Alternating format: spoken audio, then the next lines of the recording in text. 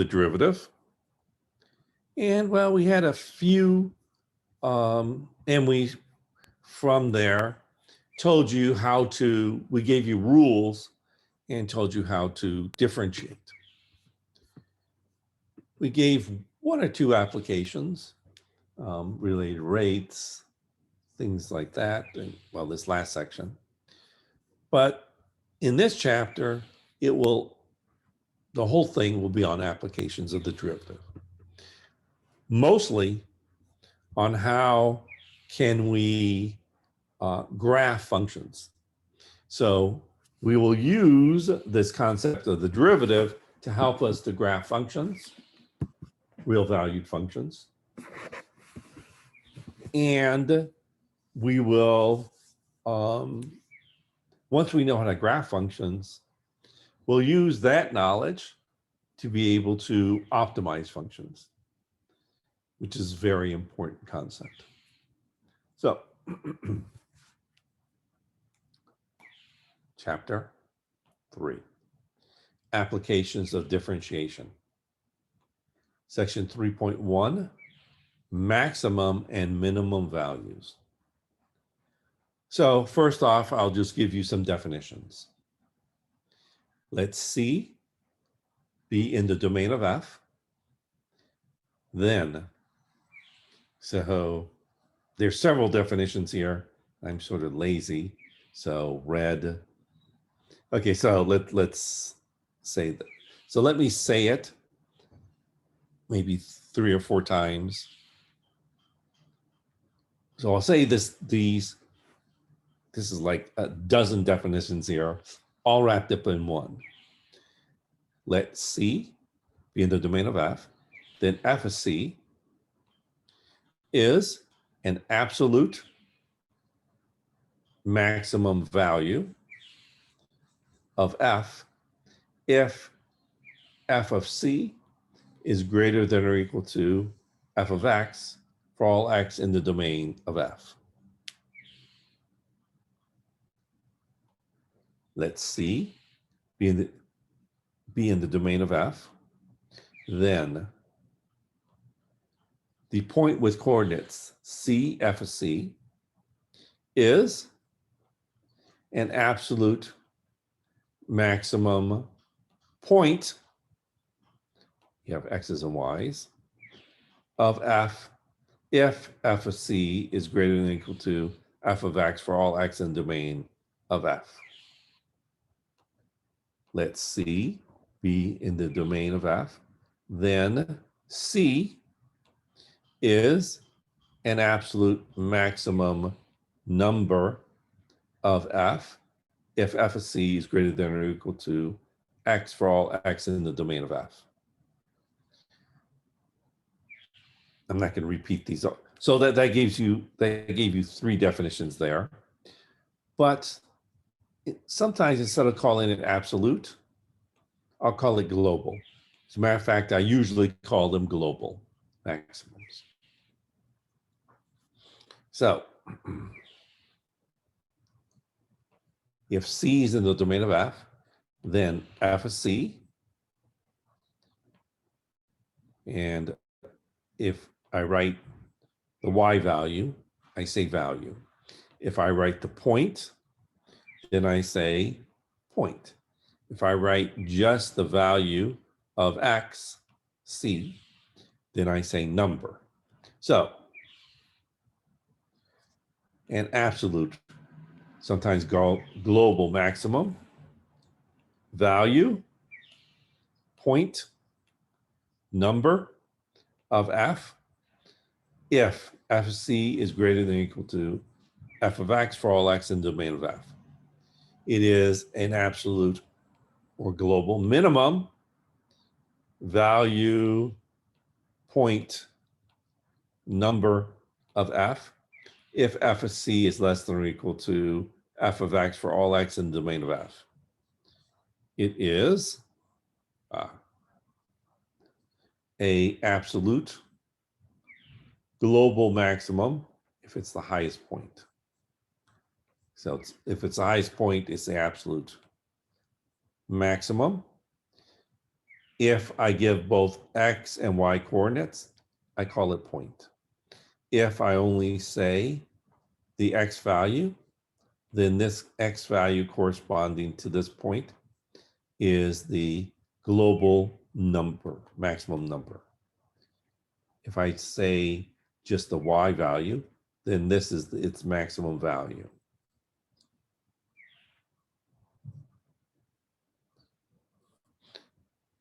An absolute global minimum value point number if f of c is less than or equal to x, meaning it is the very, very smallest number.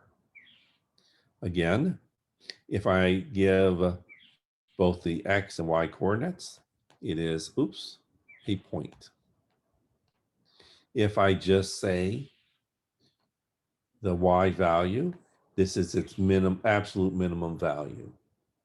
And this is the absolute minimum number.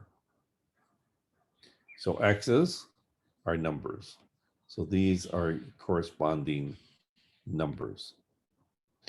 The y values are the values. So this is the absolute global maximum value, the minimum value, absolute global minimum value.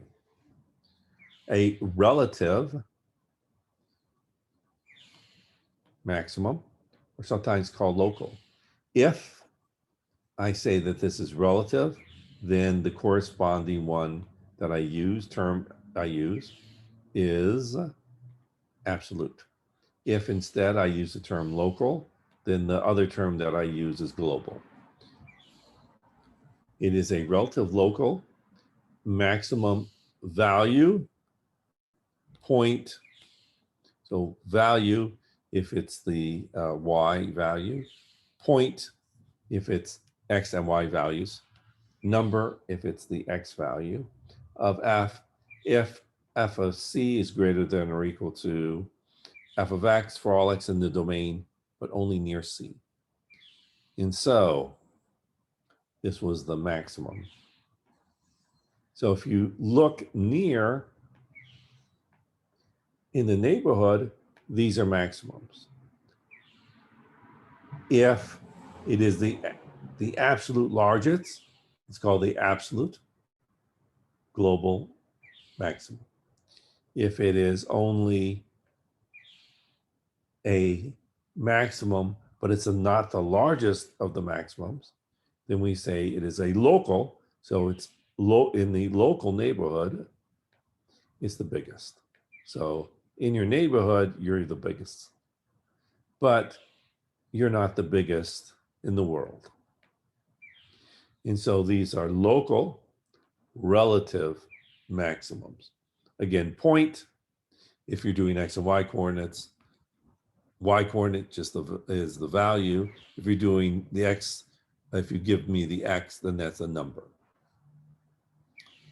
A relative local minimum value point number of f if f of c is less than or equal to x for all x in the domain of f near c. So again, it's the minimum in the neighborhood, but not necessarily everywhere. So probably best to think of, instead of the definition, the picture. So, you know, the Dead Sea, it's the absolute minimum, the global minimum point. It's the lowest point in the world. Mount Everest, it is the tallest, the highest point on the earth. So that's the global maximum. So global maximum, global minimum. If you are at a low point, but not necessarily the lowest in the world, then this is a local minimum. If you are at a point that is in the neighborhood, the tallest point, then you are at a local maximum. Okay. And again, y's are called values. x's are called numbers, and both x and y's coordinates together are called points. Now, unfortunately, sometimes we do say that it's a point, even if I'm only giving an x or y coordinate. So we're supposed to say point if it's both x and y coordinate, value if it's just the y value, and number if it's just the x. But sometimes we sort of use these terms loosely. And of course, every global maximum or minimum is also a local maximum or minimum. Again, if you use the term local, then the largest is called the global, or the smallest is called the global. So local and global go together. If you say relative, then absolute goes with it. So when you start to give the terminology relative, then you should say for the very smallest or largest one, the absolute. So a global, absolute, local, relative value, point number is called a global, absolute, local, relative, extreme value point number. And the plural is called extrema. So if I don't care if it's a maximum or minimum, I'll say that these are extrema. So these are extrema here. If I give the points, then this is an extreme point. This is, well, an extreme number. And here's my extreme value. So that's what this means. So again, if I don't want to specify if it's a global, local, relative, absolute, then I just, and if I don't care if it's a maximum or minimum, then I just say it's an extrema. Okay, so let f be a function defined on an open interval, I. Let x of 1 and x of 2 be in the interval I. We say that f is increasing on I if x of 1 greater than x of 2 implies f of x of 1 is greater than f of x of 2. So suppose I have here an open interval I, and suppose I have some function relative to some coordinate system. Then if it looks like this, it is increasing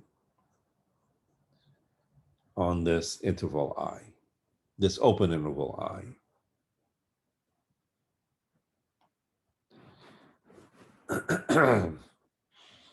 As you draw this going from left to right. And so if you do this going from left to right, then notice that in an increasing function, the y values are increasing. F is decreasing on the interval I if x1 greater than x2 implies f of x1 less than f of x2. So again, let's go from left to right. Then my function is decreasing if the y values are going down if I draw this from left to right. Of course, if you draw it the other direction, all bets are off. So you have to go, you have to read it like you are reading English. So if you're reading English, you read left to right. So read the graph in English. Go in this direction. Next, a function is constant on the interval I if f of x1 is equal to f of x2 for all x1 and x2 in the interval I. Oh, actually.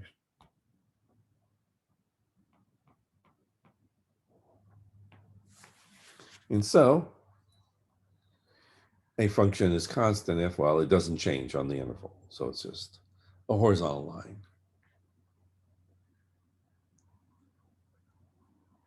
Lemma.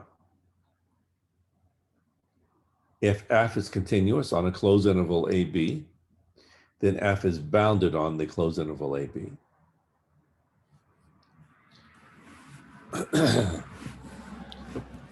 So continuous functions map, well, closed intervals to closed intervals.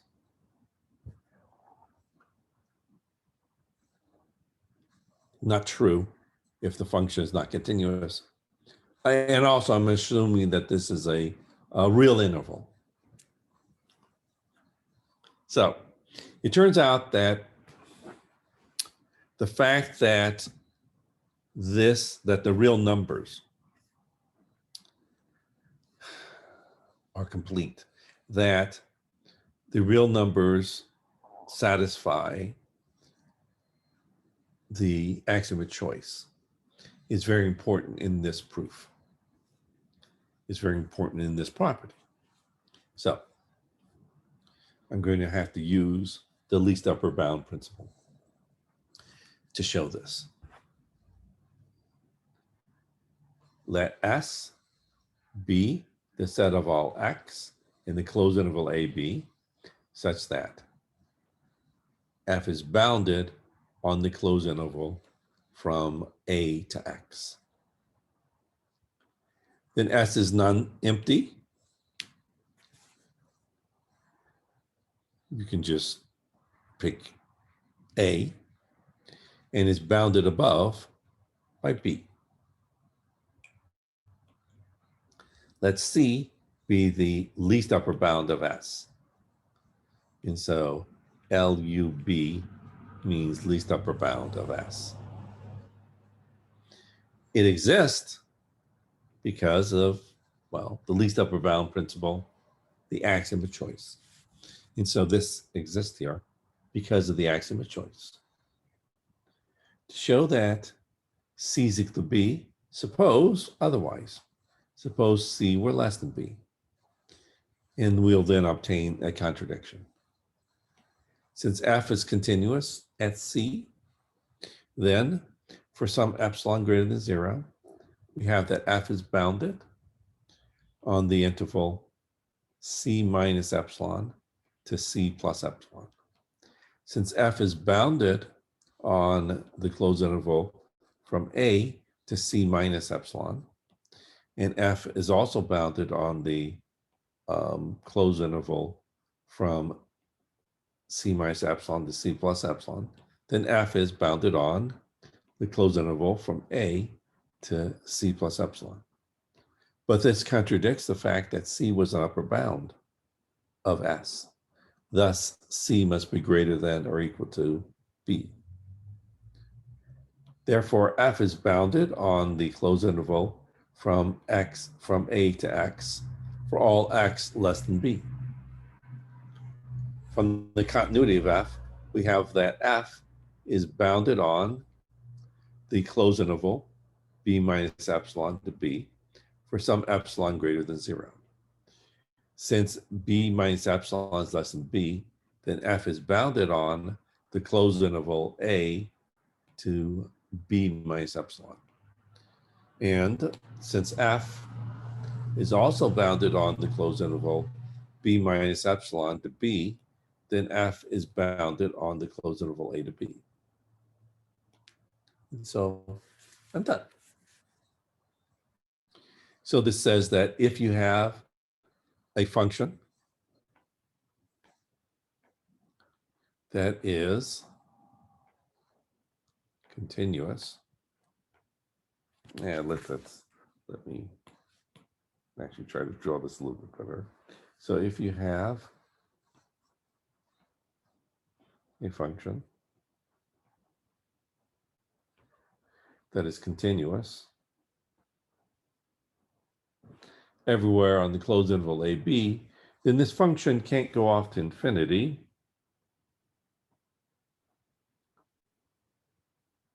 Now I can't go off to infinity here.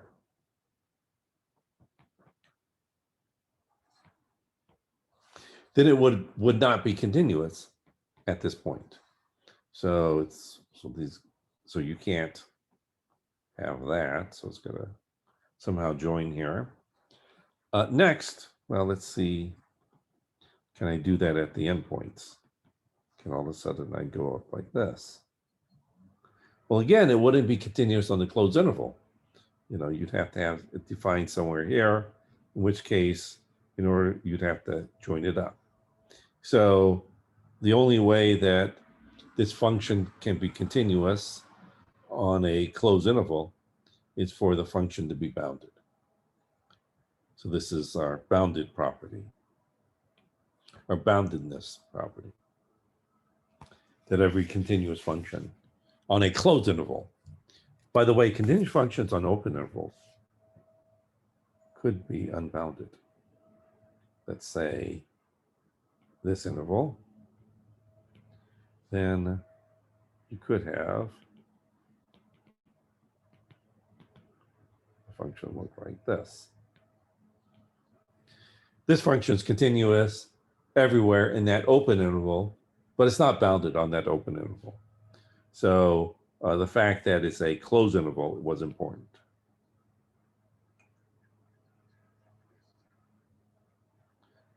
The fact that it's continuous is important. The fact that it is a closed real interval is important.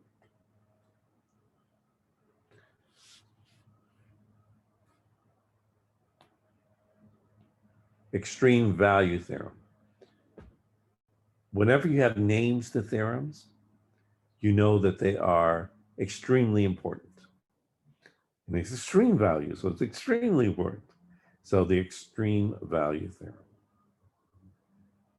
If f is continuous on the closed interval a to b, then f takes on both a maximum value, capital M, and a minimum value, lowercase m, on the closed interval ab at some numbers c and d in the closed interval ab. So f of c is equal to capital M, f of d is equal to lowercase m. So this says that if you have a continuous function on some closed interval, then, well, maybe well,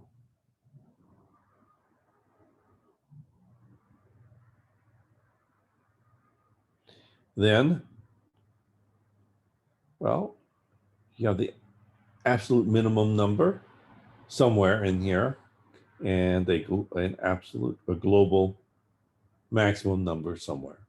So you have both extrema, as long as it is a closed interval and it's a continuous function. So a continuous function on a closed interval attains both its global maximum and its global minimum somewhere in the closed interval. It could be interior, inside this interval, or it could be at one of the endpoints. It could be an endpoint extrema.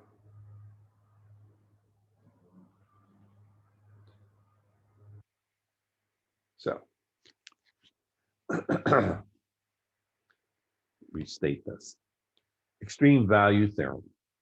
If f is continuous on the closed interval AB, then f takes on both a maximum, and we mean global maximum value, capital M, and a global minimum value, lowercase m, on the closed interval AB at some point C and D in the closed interval AB.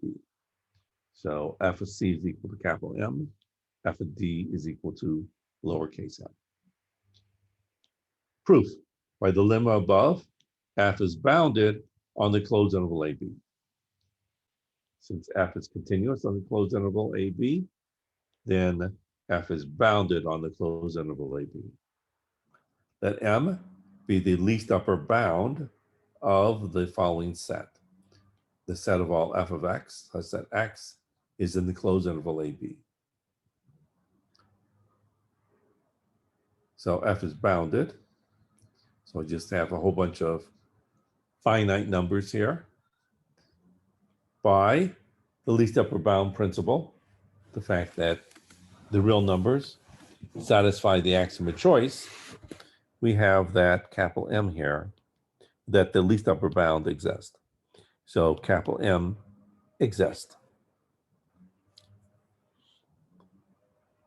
And let g of x equal 1 over capital M minus f of x.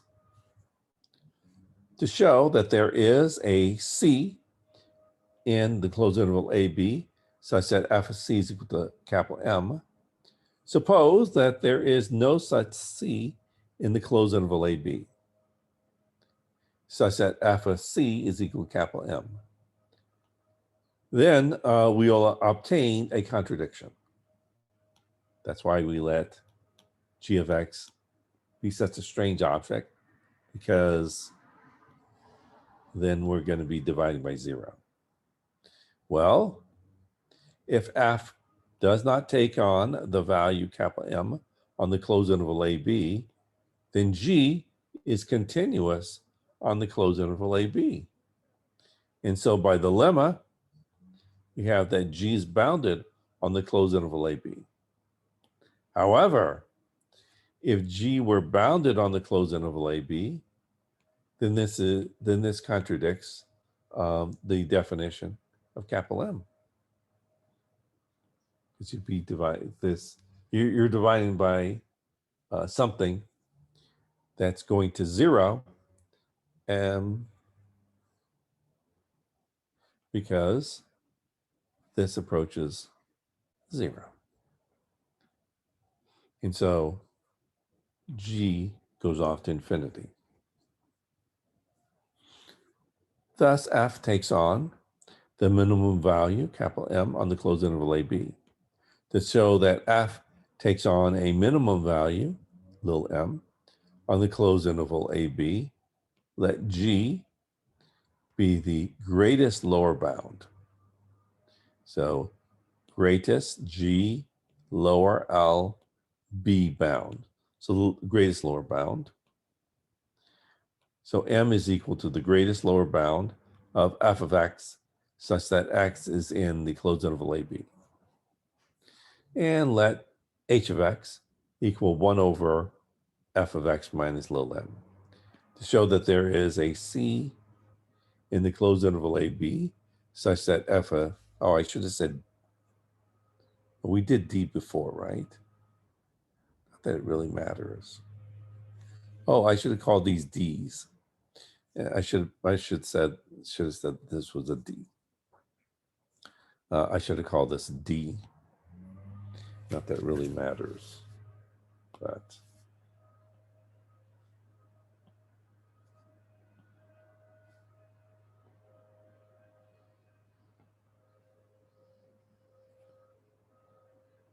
there.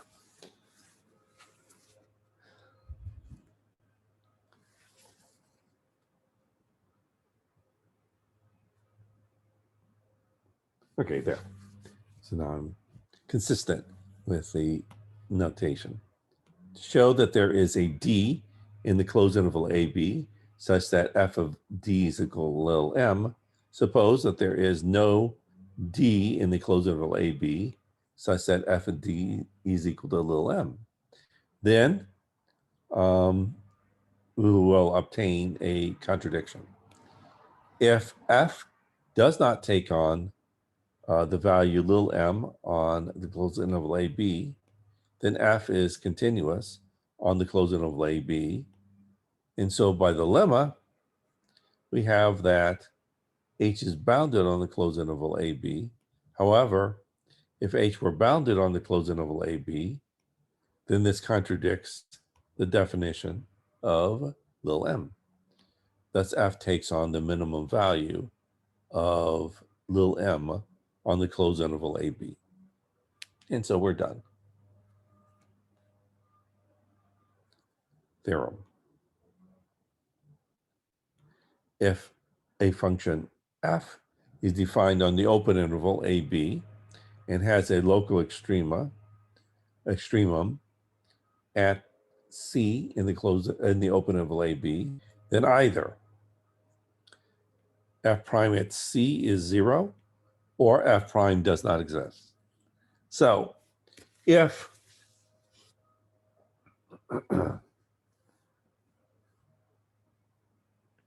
you have extrema, well, either the derivative doesn't exist or the derivative is 0.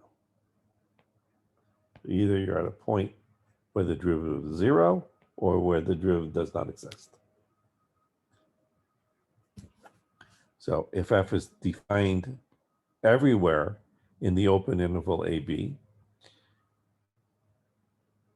and if f has a local extremum at C in the open interval AB, then either f prime at C is 0 or f prime at C does not exist. We will actually give a terminology for this. We will say that C is a critical number. Well, either f prime at C exists or f prime at C does not exist. There's only two possibilities. If f prime at C exists, then either f prime of C, this is trichotomy, f prime at C is greater than 0, or f prime at C is less than 0, or f prime at C is equal to 0. So let's go through these cases. So this, for any real number, you have to have that either the number is greater than 0, less than 0, or equal to 0. Suppose that we're greater than 0, and then we'll suppose it's less than 0. So suppose that f prime at C is greater than 0. Then f prime at C is equal to the limit as x approaches C of f of x minus f of C over x minus C is greater than 0. Since the limit is greater than 0, then by the limit theorem in section 1.7, there's an open interval AB with C in the open interval AB such that f of x is greater than 0, that f of x minus C is greater than 0 in that interval. Well,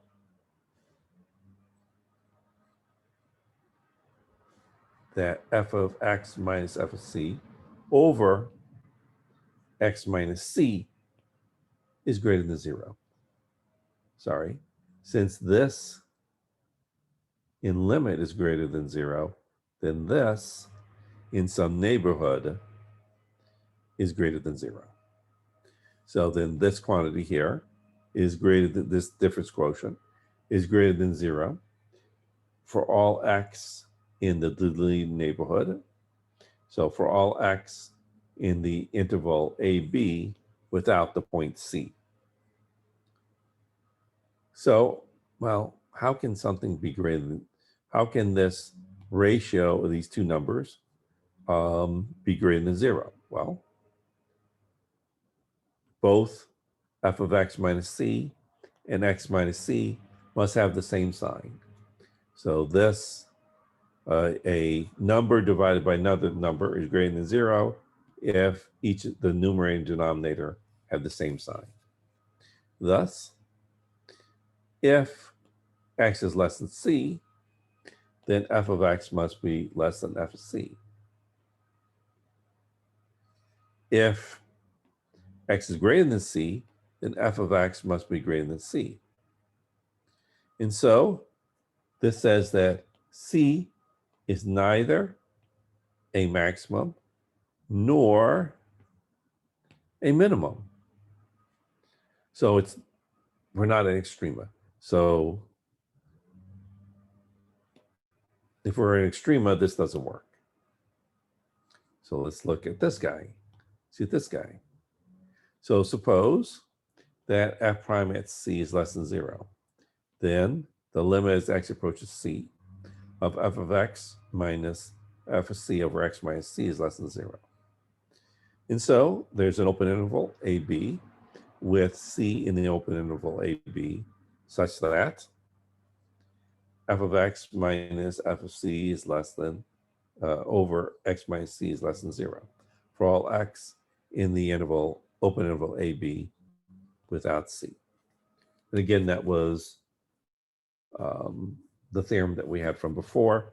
Well, actually, the theorem we had that was that if a function, if the limit is greater than 0, then in some neighborhood it's greater than 0. Just take negative f in that same theorem, then we have that if it's less than 0, then in some neighborhood, the function, if in limit it's less than 0, then in some deleted neighborhood, we must have that this quantity is also less than 0. So it's an easy, this is a trivial corollary of the theorem that we proved in section 1.7. So if a ratio here is less than 0, then the signs must be opposite. So both f of x minus c and x minus c must have opposite signs. So if x is less than c, then f of x must be greater than c. And if x is greater than c, then f of x must be less than c. So c can neither be a maximum, nor can it be a minimum. So we have that these two cases don't occur. So either this occurs, or if this occurs, this must occur.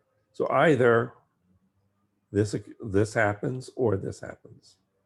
So either the derivative doesn't exist or it's equal to 0. So either f prime is equal at c is equal to 0. Well, so f prime at c is equal to 0 if f prime at c exists. So therefore, either f prime at c does not exist or f prime at c is equal to 0.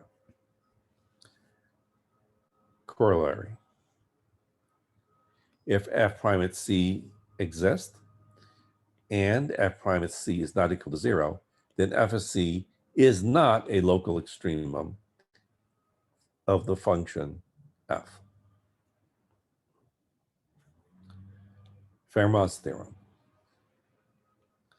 If f has a local maximum or local minimum at c, then f prime at c exists.